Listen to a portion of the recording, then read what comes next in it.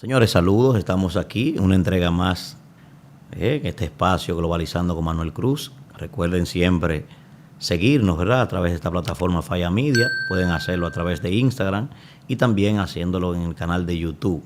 Denle a suscribirse y denle a la campanita también para que reciban nuestras notificaciones. En el día de hoy, señores, vamos a traer un tema que está en boga todavía en este momento, que es el tema del conflicto ruso-ucraniano.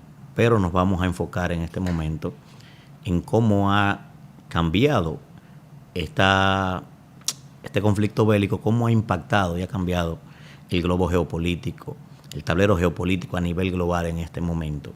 Porque y debemos destacar también, aparte de eso, varios fenómenos que se están dando a partir de esta dinámica. Primero que queremos señalar, señores, es dos puntos fundamentales. Primero, ayer conversaba con algunos amigos y me decían que están preocupados algunos estadounidenses porque dicen que el presidente Biden ha estado utilizando el presupuesto estadounidense para contribuir con los pobres amigos, ¿verdad?, de Ucrania. De verdad que me ha causado mucha risa eso, porque, señores, eso es un conflicto geopolítico. Y en geopolítica, cuando los elefantes están haciendo el amor, usted no participa. Y cuando ellos están peleando, a ustedes los aplastan. La geopolítica no tiene sentimientos ni tiene corazón, señores. La geopolítica lo único que conoce son los intereses, como diría el gran Henry Templet, ¿verdad?, el vizconde de Palmerston. No tiene amigos, no tiene sentimientos.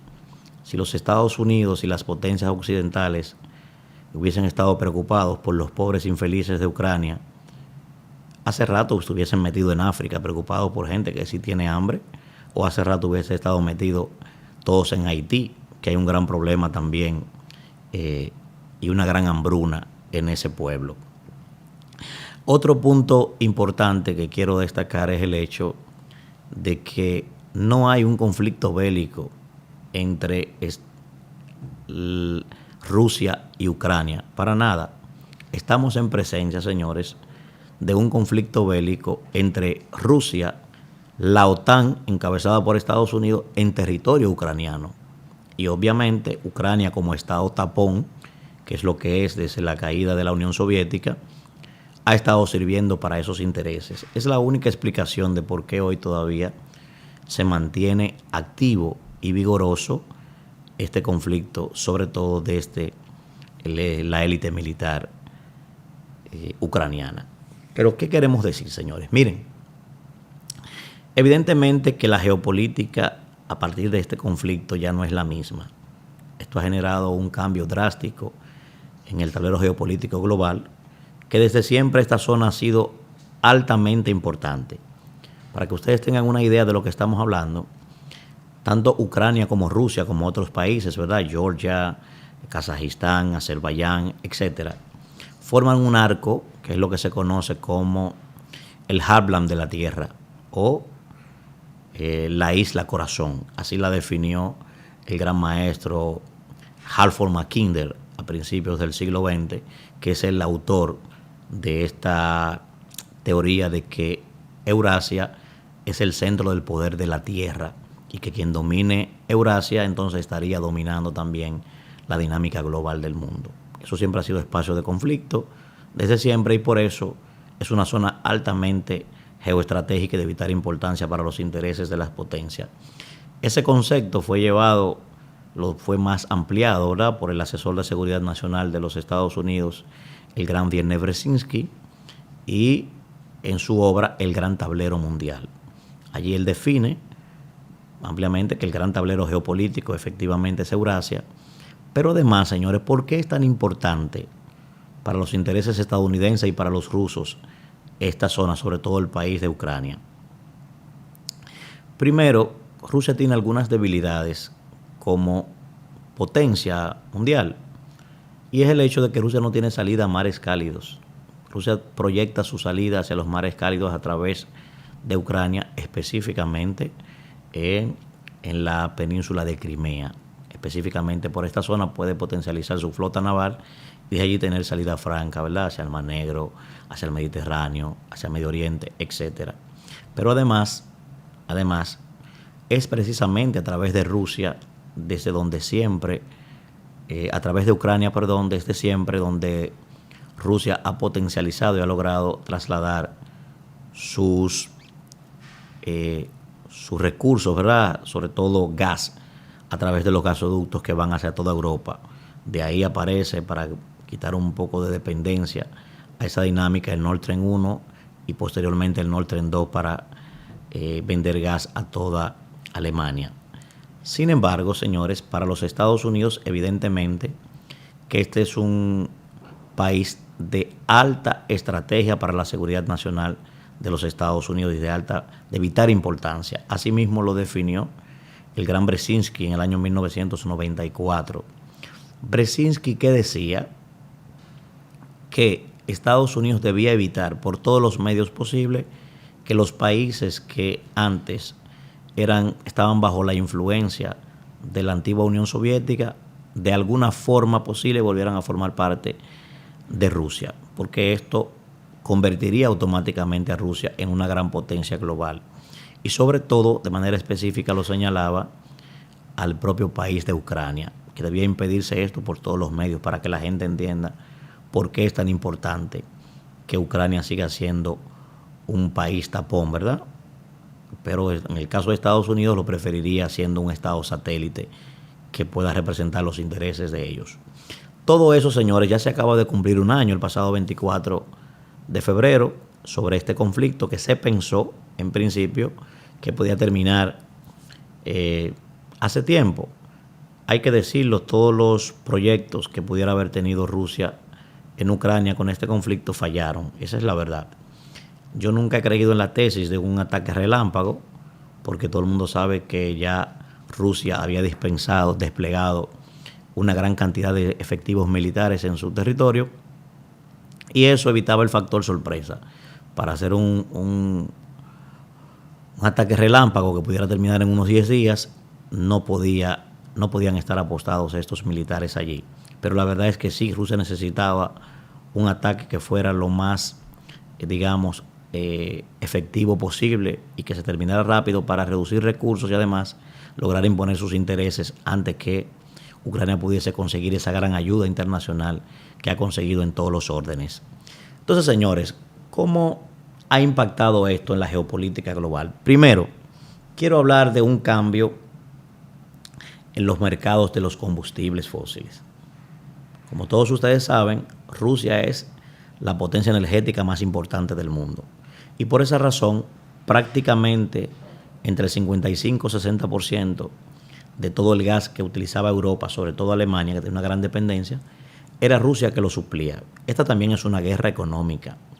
Y hoy resulta que quienes están aprovechando esta dinámica, ha habido, digamos, un movimiento hacia otros lugares. China, Turquía, la India son los principales receptores hoy del petróleo y del gas ruso. Sin embargo, eso ha propiciado que tanto Arabia Saudita, que es un gran productor de petróleo, como el propio Estados Unidos hayan logrado suplir el mercado europeo, y eso le ha generado grandes ganancias a todos ellos. Asimismo, señores, por primera vez en Europa el año 2022 cerró con que la matriz energética, un 22% de esa matriz fue a través de energías alternativas que hubo que conseguirla. Además, señores, también ha habido un cambio, digamos, en el orden internacional, sobre todo lo que tiene que ver con el multilateralismo. ¿Por qué? Se pensó que en un supuesto mundo gobernado supuestamente por el orden del derecho internacional, todo el mundo iba a cuestionar esta agresión, que evidentemente hay una violación al derecho internacional por parte de Rusia. Sin embargo, en la práctica no ha surgido así, por dos razones fundamentales.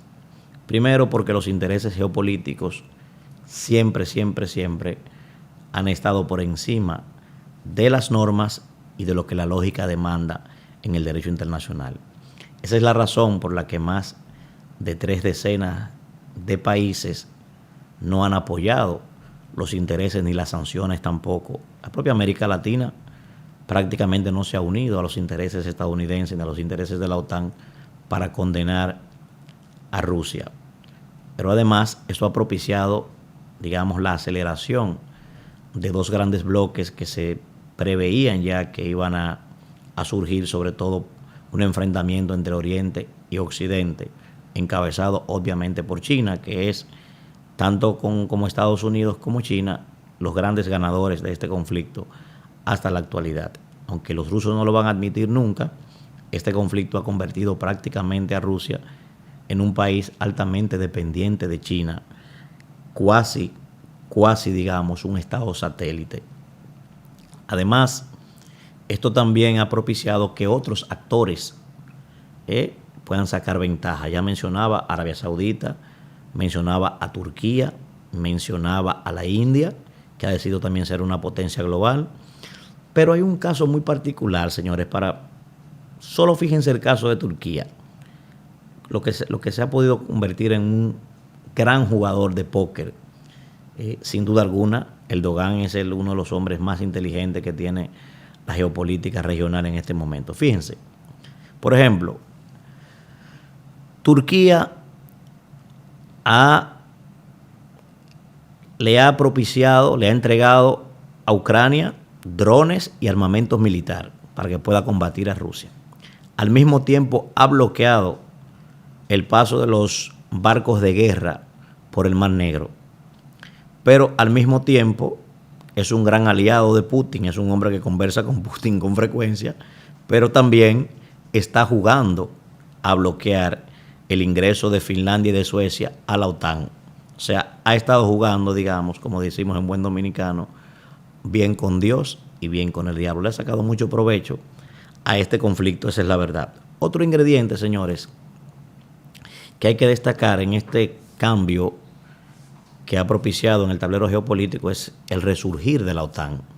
Sin duda alguna que la OTAN, digamos que en términos prácticos, estaba nati muerta, sobre todo en su credibilidad.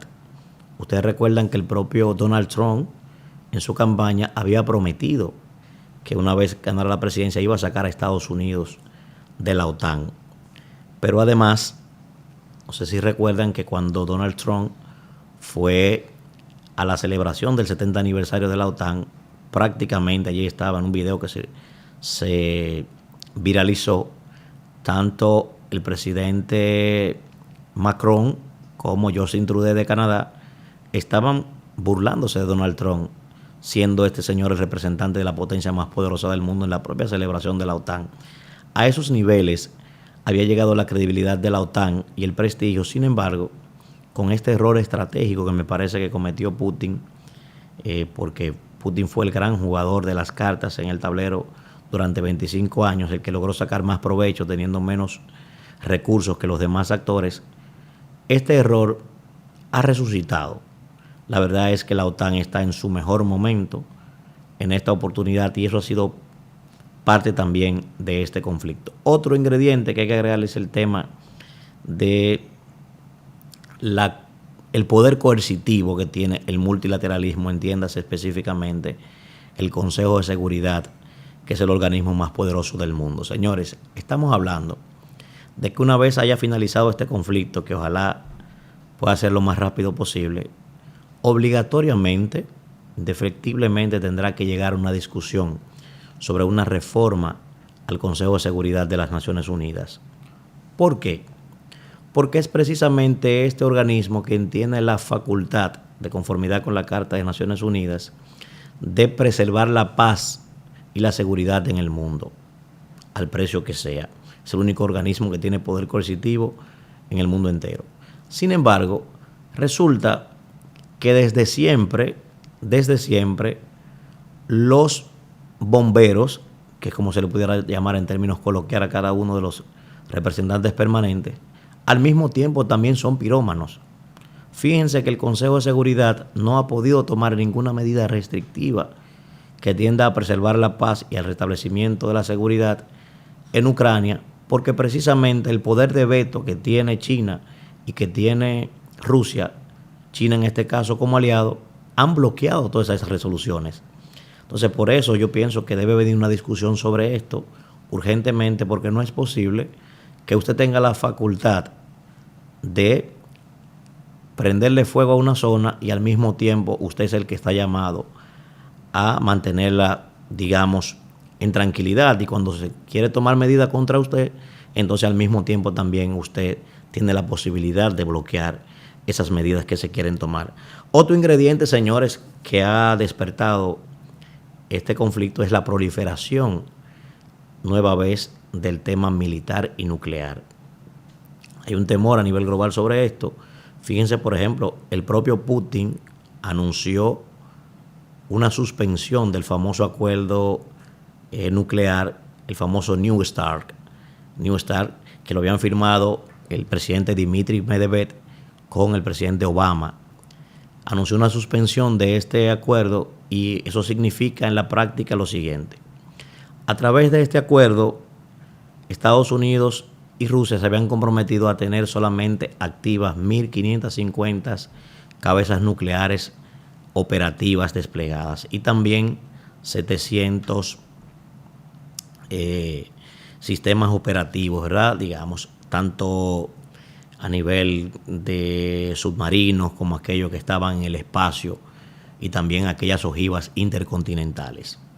Sin embargo, con esta suspensión que ha hecho Putin, aunque a pesar de que el acuerdo no prevé el mecanismo de suspensión, sino la salida definitiva, ha propiciado dos cosas. Primero, que ya ambos países no van a compartir información sobre su arsenal nuclear, ni tampoco van a permitir las inspecciones que se le hace a ese arsenal nuclear de manera rutinaria. Esto obviamente despierta el miedo en otros actores, tanto como Irán, tanto como Japón, tanto como Alemania, y entonces lo que han hecho es que todos, hablo de Polonia, hablo de Finlandia, hablo de Japón, todos han estado prácticamente redoblando su presupuesto militar para el año 2022 y el año 2023. Y eso ha generado una gran crispación y un gran temor a nivel internacional. Señores, hay que decirlo, a pesar de que la gente piensa que los Estados Unidos y la OTAN están preocupados por los pobres de Ucrania, la realidad es, ya ustedes saben, he dicho, todas las empresas, todas, la Shell Company, la British Company, la árabe también, todas han visto multiplicados, no se sabe por cuánto, sus acciones en sus empresas, porque están vendiendo. Se dice que para el año pasado, el año 2022, a nivel global hubo que invertir $1 billón solo para subsidiar en los diferentes países y mitigar los precios elevadísimos del precio del petróleo y otros derivados, precisamente por este conflicto. Pero guarden este dato, señores.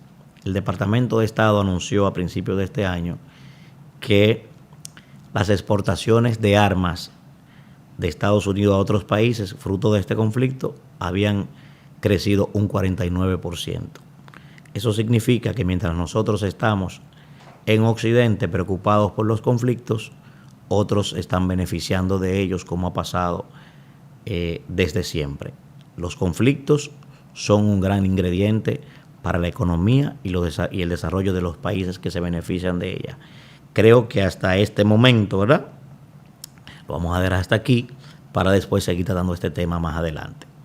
Les invitamos, como siempre, a suscribirse, ¿verdad?, a darle la campanita para recibir nuestras notificaciones, y nos vemos con un próximo capítulo.